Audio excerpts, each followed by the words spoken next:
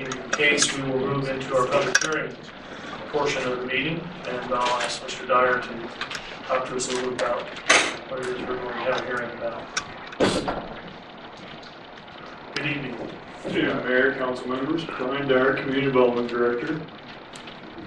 You here right for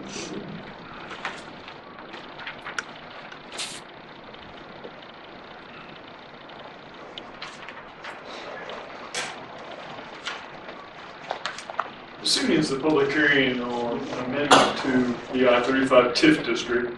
Back on April 11th of this year, you all passed a resolution establishing today as the day's public hearing for it. Part of the reasons for those things is we're following state statute requirements. And that's part of the state statute requirement is the resolution is passed, and we do a public hearing on the item.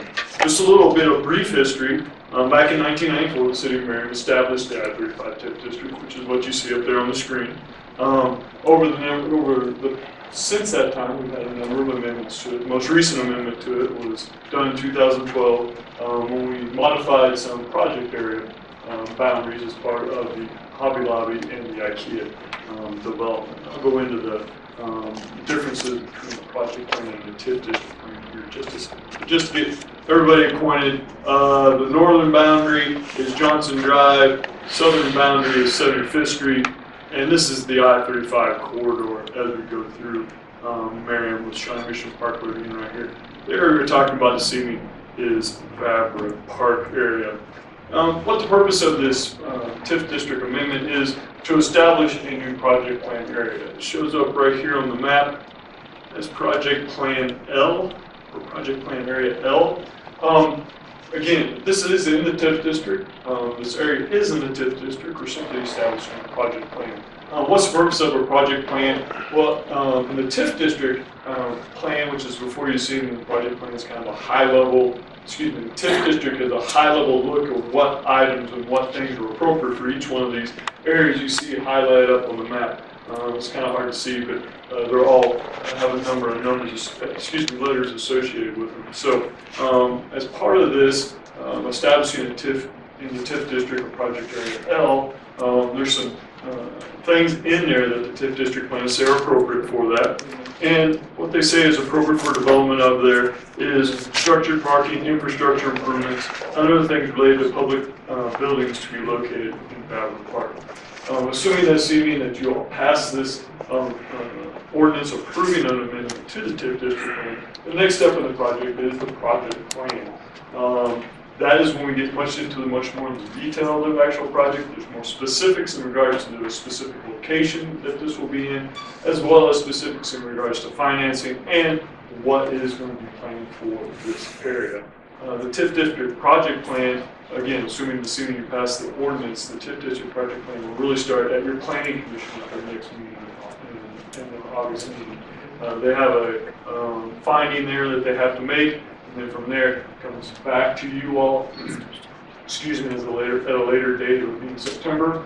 Again, you all have to pass a resolution for that public hearing to kind of go through the process again. But this evening, all we're considering is amending the TIF district to add project area L or create project area L. Again, this area is already in the TIF district, it's for Vavra Park. Kind of what we've generally described in here is an area that would be an area as part of the parking structure. It wouldn't include the community building or the libraries in the TIF project plan. When we get to the project plan itself, we'll have more specifics about the area and the legal description. With that, I'd be happy to answer any questions before you have a public hearing. Mr. Dan?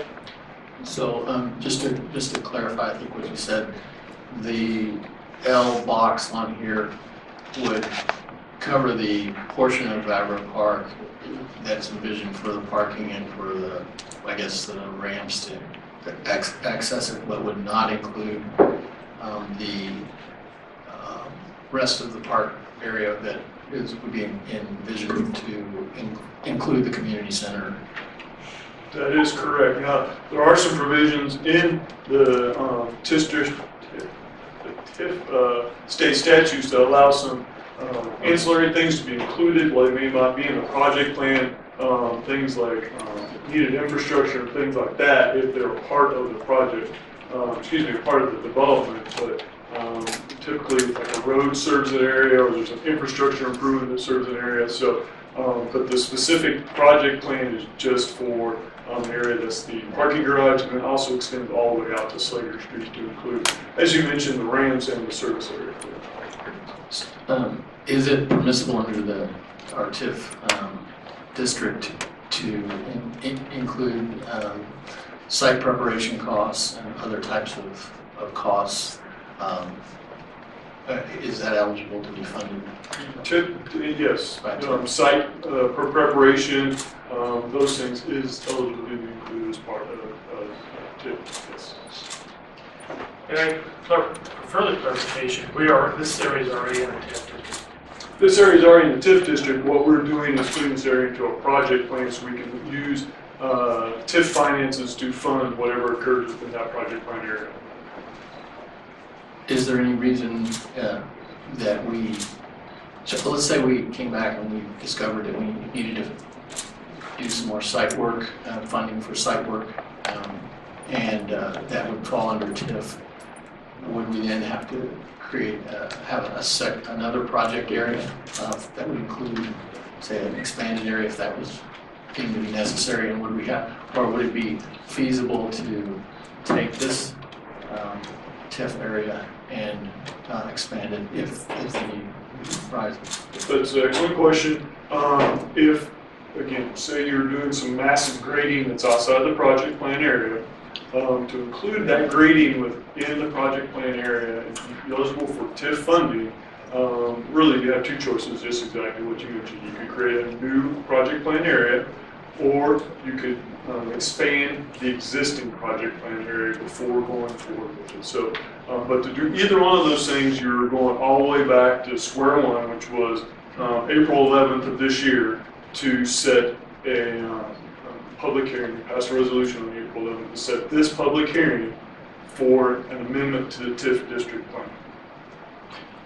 Is it possible to amend what we have here without going through that whole process? I'm not an attorney nor am I bond counsel, but I would say that what we sent out, just a little bit more background, when you all passed the resolution to set this TIF district hearing, we mailed out that specific information to all the property owners and tenants within the TIF district.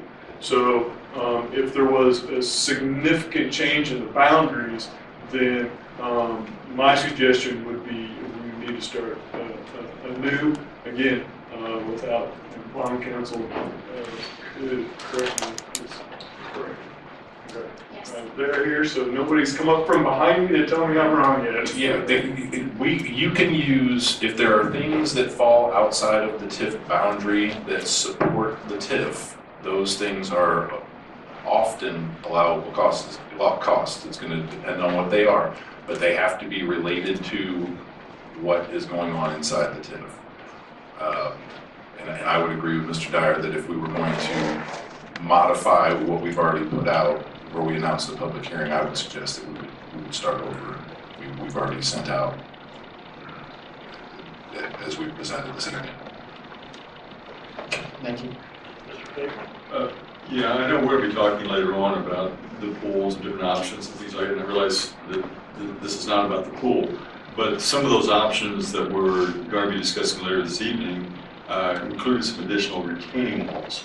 Were those retaining walls, as projected in maybe some of our options, will that fall within that? Is it within our current TIF district or plan, or would it be outside that? It would depend on where we design them to be.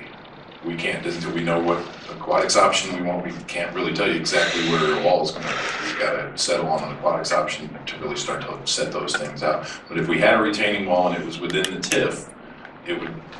Therein lies my question. And it's supportive of whatever's in the TIF, meaning the parking structure for grading and retaining.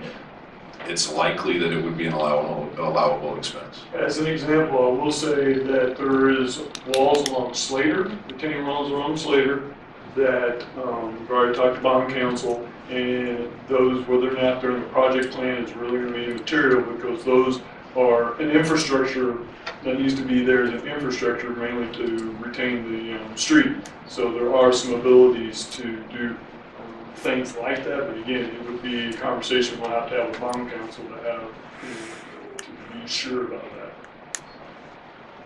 Well, another final question. Hypothetically, let's say we have a portion of the project involving the community center, involving the whole tract that comes in costing more money, say for site excavation and site preparation.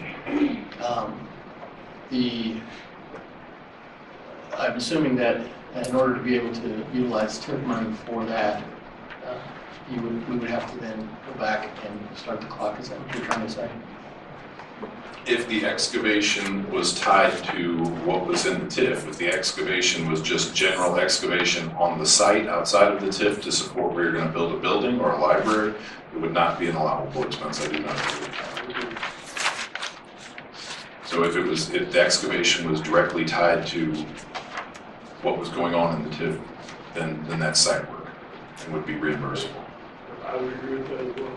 Again, the stuff that's outside the project plan that's allowable to be brought in is, again, stuff that is very much for the service and the general use of the whole project area. Again, as a great example is retaining walls along Slater is going to be an infrastructure thing for maintaining Slater. So that's an example of something that perhaps is going to be outside of the project plan, but will be able to be used for TIF dollars. Sorry, one more. Should we have set up a different TIF project area in Vavra Park that was somewhat focused on some of the site preparation activities associated with the community center project itself? I think, I understand where you're going with the question, but we're actually getting into questions about hearings we're not going to be having tonight. So what we need to do, if you want to have that discussion, we need to get this hearing done, because we can't change this hearing to accommodate things that you think you might want in the future. We have to deal with the matter that's at hand, because the public hearing is very specific. So we can certainly have that discussion, but we've got to get through this public hearing portion first. Sure, I'm just trying to understand the law and the kind of the way what options might be. So I would just echo the mayor's sentiments is that we are at this point where we are specifically, the public hearing portion, this is going to follow this one, that's now, the public hearing portion is specifically about this TIF district plan and what it says and what the location is. And that was set in April. Correct. So that's one of the issues. It's one of the problems with the process. The process is set to be followed in the way that it is, because of the notice requirements. And that's why we're going to get off track with that. Any other questions on the part of council? Okay. If you have nothing, I'll go ahead and open up the public hearing for anyone who wishes to talk about the TIF district as described.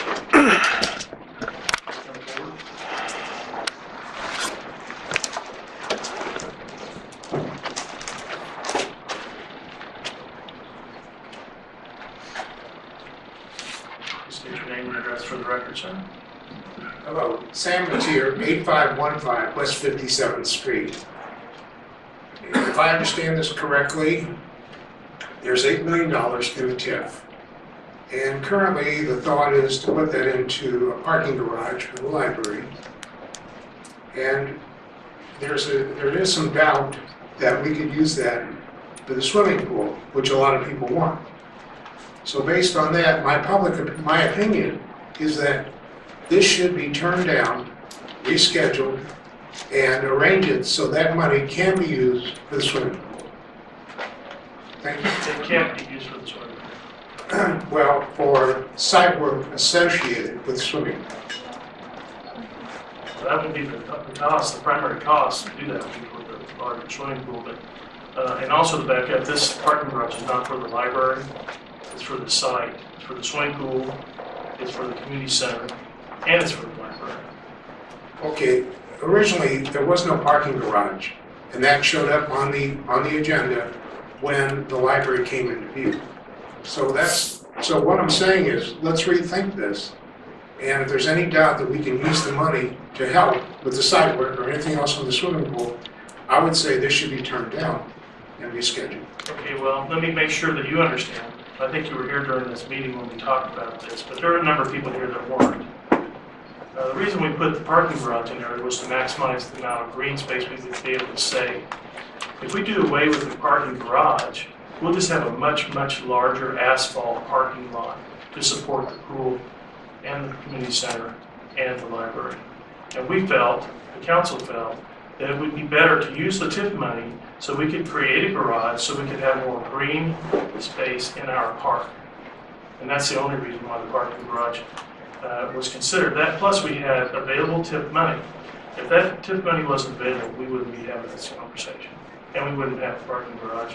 And we probably pretty much wouldn't have a park either. We would have a parking lot. Thank you. Anyone else? Please come forward on the public hearing.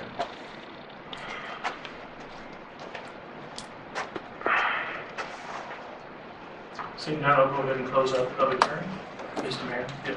I'd like to move the council waive the customary first reading of the ordinances amending the I-35 TIF district plan. I'll second. Motion made and seconded. Madam Clerk? Councilmember Hans? Aye. Councilmember Hutton? Aye. Councilmember Knapp? Aye. Councilmember Neal? No. I'm sorry. No, because I'm not sure that we've thought the whole site through yet, and I'm not comfortable yet. Councilmember Payne? Aye. Councilmember Weems? Aye. Councilmember DeBolt? Aye. Councilmember Frisbee? Aye. The motion passes. We'll move into council items. Mr. Mayor, I'd like to make another motion, I'm please. sorry. you have any- Yes. I move that the council approve an ordinance amending the I-35 TIF district plan. I'll second that. Councilmember Hutton? Aye. Councilmember Knapp? Aye. Councilmember Neal? And same thing, no. Councilmember Payne? Aye. Councilmember Weems? Aye. Councilmember DeBolt? Aye. Councilmember Frisbee? Aye. Councilmember Hans? Aye. Okay. Now we're going to move to council items, and the first item on the agenda is consider approval